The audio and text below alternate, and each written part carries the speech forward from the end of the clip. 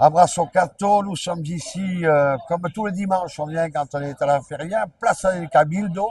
Ce sont un peu les puces du dominical, on pourrait dire, de Séville. C'est juste en face de la cathédrale, il y a un petit passage et on arrive. Je suis avec Juan Lal. Juan, bonjour. Bonjour, bonjour Vincent. Alors, on y va direct. Hein.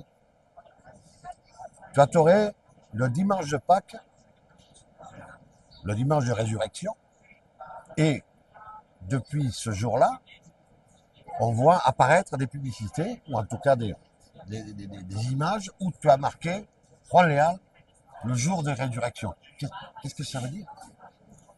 Et souvent il marque Juan Leal, la résurrection. Donc la résurrection, ça veut dire que ressuscité en français. Et bon, comme tu l'as dit, c'est un rendez-vous important. Les arènes de Madrid, ça apporte toujours beaucoup. Et le fait que ce soit en début de temporada, ben, ça aide aussi ben, pour remettre un peu les points sur les i, remettre un peu les choses dans l'ordre. Alors, remettre les points sur les i, ça veut dire quoi pour Juan Leal? Parce que tu en es à ta 12e année d'alternative, sauf erreur, et c'est vrai que tu avais tendance un petit peu, non pas à disparaître du champ visuel, mais le second souffle, on pourrait dire, le second départ, c'est ça, ça s'est passé. Oui, exactement. On pourrait dire ça comme ça. C'est vrai que bon, mais il y a des moments où tout s'assemble et d'autres moments où tout ne s'assemble pas. Et c'est vrai que malheureusement, ça fait une paire d'années où mes prestations en France sont, sont assez rares et grâce au dimanche de résurrection, à cette résurrection de Madrid, le téléphone commence à sonner et je pense qu'on va pouvoir retourner un peu dans ma terre et à mon pays où les aficionados m'ont vu grandir et pouvoir ben, essayer de retrouver cette connexion avec mon public. Aujourd'hui, on est dimanche 11, dernière corrida à Séville de Viura. Quel est ton calendrier? Qu'est-ce que tu peux dire aux aficionados français tiens, tel jour je suis là, tel jour. Pour l'instant, on ne peut pas tout dire. Il y a des choses qu'on peut dire, d'autres qui sont des choses officielles et d'autres qui ne le sont pas. Ce qui est officiel, c'est que là, le début de mois, là, à la fin du mois, pardon, on va au Pérou avec Sébastien Castella dans la feria de Cutelvo. Ensuite, je serai à Bayonne, je serai à Arles, je serai à Villeneuve-de-Marsan. Et le reste, c'est pas encore officiel. Je pense que Madrid ça va ressonner. Espérons, espérons. En tout cas, c'est vrai que Madrid a le mérite d'être une arène juste qui répète les triomphateurs. La temporada est longue, il y a beaucoup de corridas et je pense qu'on devrait retourner dans les arènes de Madrid, entre autres. Deux émotions, deux souvenirs ce jour de Madrid devant les taureaux de Pala. Pour ce genre de Madrid, il y aurait, je pense surtout la connexion avec le public, non? Voir le Tendido 7 et les gens du Tendido 7 debout en train d'applaudir.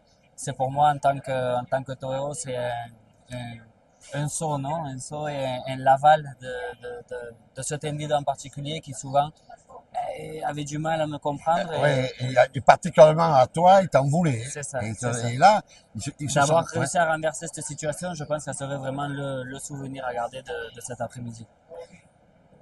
On fait un saut arrière de 12 ans, 15 ans. Qu'est-ce que t'as appris la tauromachie pour la vie en général? Beaucoup. On a appris beaucoup, surtout en tant qu'homme, en tant que personne. C'est vrai que quand on est jeune et qu'on ne sait pas où on veut aller, et quand on a un but qui encore est loin d'être atteint, mais le fait d'avoir un but, ça aide beaucoup dans la vie. Le fait de batailler, de persévérer pour arriver à ce but-là, ça aide beaucoup dans la vie. Et la tauromachie a été mon but et c'est ce qui m'a aidé ben, à tirer de l'avant. Comment on gère l'argent quand il y en a? Comment on gère la famille? Je rappelle que tu as 3 enfants. Hein. Exactement. Comment tout ça on peut Le s'en gérer, tenir?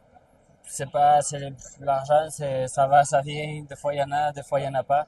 C'est pas vraiment ce qu'il y a de primordial dans la vie. Et j'attache pas une importance très démesurée à l'argent comme peuvent le faire peut-être d'autres personnes que je respecte. Mais moi, mon but, c'est de torer, d'être devant le taureau. Et si tout se passe bien, l'argent viendra. Mais c'est pas ce qui me lève le soigne. Et les bambinos? Les bambinos, tant qu'ils ont à manger, Tant qu'ils aient de quoi manger, c'est ce qui est important. Mais c'est vrai en tant qu'homme, en tant que personne, le fait de créer son propre foyer, son petit cocon, ça m'a aidé aussi en tant que torero d'avoir cette sérénité à la maison. Ça m'aide et quand je suis devant le taureau, je me rappelle d'eux et ils m'aident à pousser. Ils me poussent. Quand tu t'aurais, tu penses à tes filles et à ton fils? Pas quand je suis devant le taureau, mais bon, dans l'ensemble, il y a des moments où je les vois. Mais quand on monte l'épée, je suis là, il faut pas que je le rate. Ils m'attendent à la maison avec les oreilles. Et oui, j'y pense, oui. Quand je monte l'épée, je sais qu'ils m'attendent à la maison. C'est génial ça comme Qui phrase. m'attendent avec les oreilles. Oui, Avec avec les le oreilles. triomphe. Dis-moi, Juan, par rapport tiens, il y a 20 ans, quel est ton poids? 65 kilos. Il y a 20 ans, je sais pas, mais bon, je peux te dire que les 10 dernières années, c'est à peu près le même. Tolérance, etc. Mais voilà. Merci à Juan Leal. Bien sûr qu'on va le suivre toute la saison. Abrazo Cato.